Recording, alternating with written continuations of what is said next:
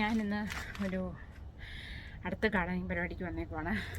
അപ്പോൾ രാജേഷ് നാട്ടിൽ പോയപ്പോൾ കൊണ്ടുവന്നതാണ്. ഇപ്രാവശ്യമല്ല, കഴിഞ്ഞ പ്രാവശ്യം നാട്ടിൽ പോയപ്പോൾ കൊണ്ടുവന്ന ഒരു ഡ്രാഗൺ ഫ്രൂട്ട്. ഞങ്ങളത് വെള്ളത്തിയിട്ട് വെയിൽ വരാൻ വേണ്ടി വെച്ചു. പക്ഷേ പിന്നെ നമ്മുടെ ബാക്കിയുള്ള സ്ട്രെസ്സിൻ്റെയൊക്കെ ഇതായിട്ട് ഇത് വെള്ളത്തിയിട്ടിട്ട് ബാക്കി കാര്യങ്ങളൊന്നും ചെയ്തില്ല. സോ ഇത് കണ്ടോ, നന്നായിട്ട് വേര് കിളുത്തിട്ടുണ്ട്. അപ്പം ഞാനിതൊന്ന് പറിച്ച് നടാൻ വേണ്ടി പോവുകയാണ്. അതാണ് എൻ്റെ ഇപ്പോഴത്തെ പരിപാടി. അപ്പം ഞാനിവിടെ ഇതേ ഒരു ചട്ടിക്കകത്ത് ഇവിടെ ഈ ചട്ടിക്കകത്ത് ഞാൻ കുറച്ച് സാധാരണ മണ്ണില്ലേ, അത് എടുത്തുകൊണ്ട് വന്നിട്ടുണ്ട്. സാധാരണ മണ്ണ്. അപ്പം അതിൻ്റെ അകത്തേക്ക് ഞാൻ കുറച്ച് കമ്പോസ്റ്റ് എടുത്ത് മിക്സ് ചെയ്യണം. ഓക്കെ,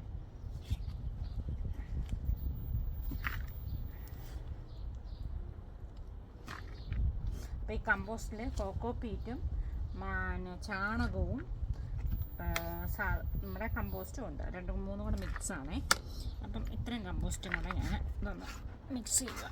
ഈ കൈ കൊണ്ട് ചെയ്താലേ നമുക്കത് കറക്റ്റായിട്ട് കിട്ടും. കൈക്കകത്തൊക്കെ പിന്നെ നല്ല അഴുക്കാവും. നന്നായിട്ട് വാഷ് ചെയ്യുക.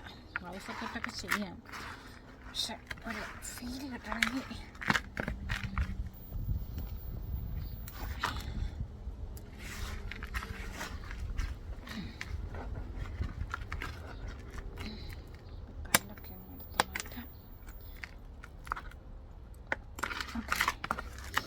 ഞാൻ ഇത്രയും ഒത്തിരി മണ്ണ് നമ്മൾ വെക്കണ്ട, കാരണം നമുക്ക് പൊക്കി പൊക്കി മണ്ണ് വെച്ച് കൊടുക്കാമല്ലോ പിന്നെ പൊങ്ങി വരുന്നതനുസരിച്ച്.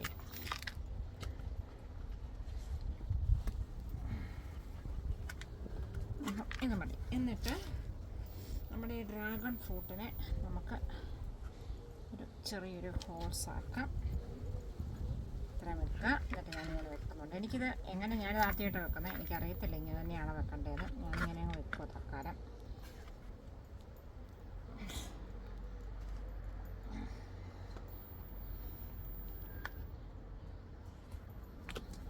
കുറച്ചും കൂടെ കമ്പോസ്റ്റ് ഇട്ട് കൊടുക്കണം. ഓക്കെ,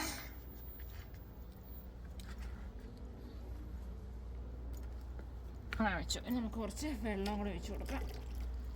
അപ്പോൾ ഇതിൻ്റെ അടിയിൽ നല്ല എന്താ പറയുക, ഇതുള്ളതാണ് കേട്ടോ, ഹോൾസ് ഉള്ളതാണ്. നല്ല ഹോൾസ് ഉള്ളത്. അപ്പം വെള്ളം ഇങ്ങനെ കെട്ടിക്കിടക്കാതിരിക്കാനായിട്ട് സഹായിക്കും.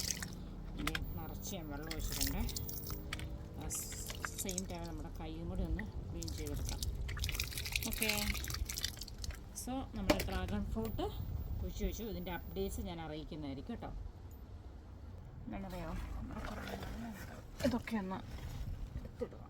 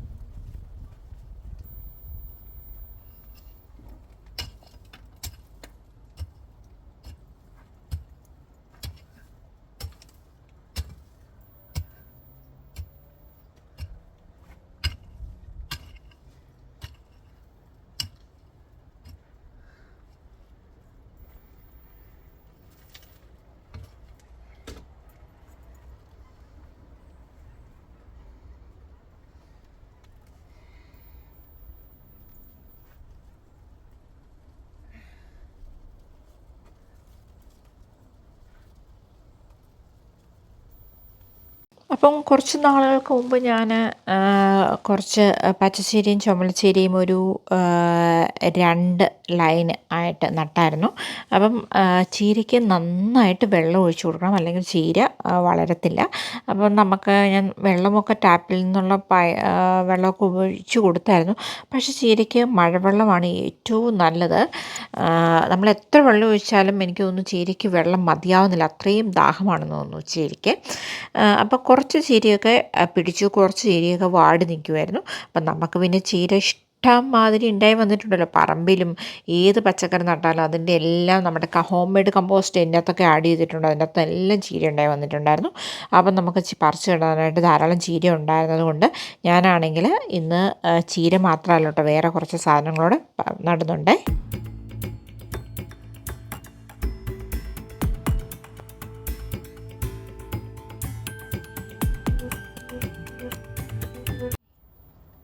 നല്ല പാടായിരുന്നു ഇങ്ങനെ ചെയ്യാനേ. It's not an easy job.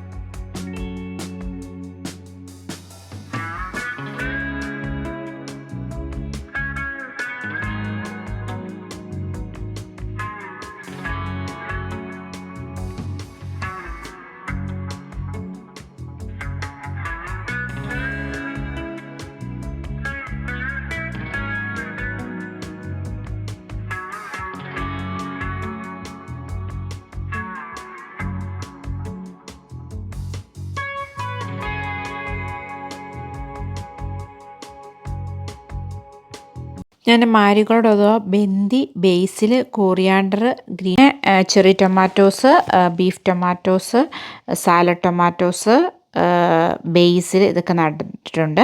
നമ്മുടെ ബീസിനെ അട്രാക്റ്റ് ചെയ്യാനായിട്ടാണ് ഈ മാരിഗോൾഡും ഒക്കെ ഞാൻ നടുന്നത്. ബേസിൽ ആണെങ്കിൽ നമ്മുടെ ആവശ്യമില്ലാത്ത പ്രാണികളെ ഉണ്ടല്ലോ, അവരെയൊക്കെ തടഞ്ഞു നിർത്തും. അവരെയൊക്കെ എന്താ പറയുക, അതിൻ്റെ സ്ട്രോങ് സ്മെല്ല് കാരണം ബേസിൽ പ്രാണികൾ ഓടിപ്പൊക്കോളും, നമ്മുടെ പച്ചക്കറികളെ നശിപ്പിക്കത്തില്ല.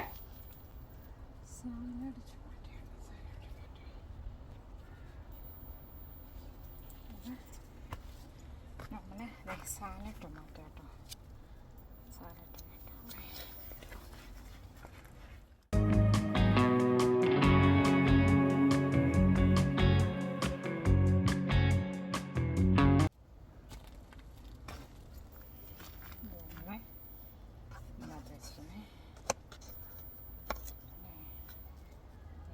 Beef tomato.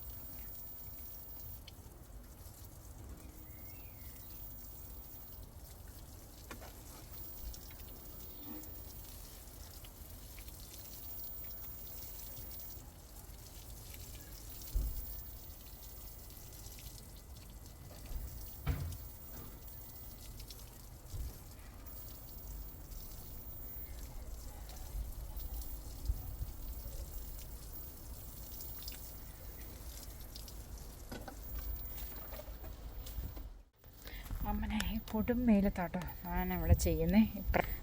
അപ്പം നമ്മുടെ ചീരയും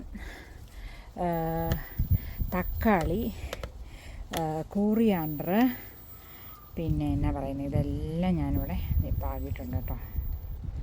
പാകിയിട്ടല്ല, നട്ടിട്ടുണ്ട്.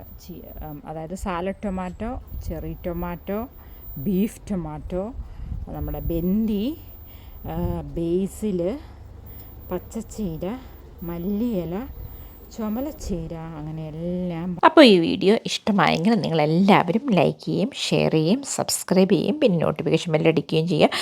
ഗാർഡനിങ് ഇഷ്ടമായവർക്ക് തീർച്ചയായും ഈ വീഡിയോ ഉപകാരപ്രദം.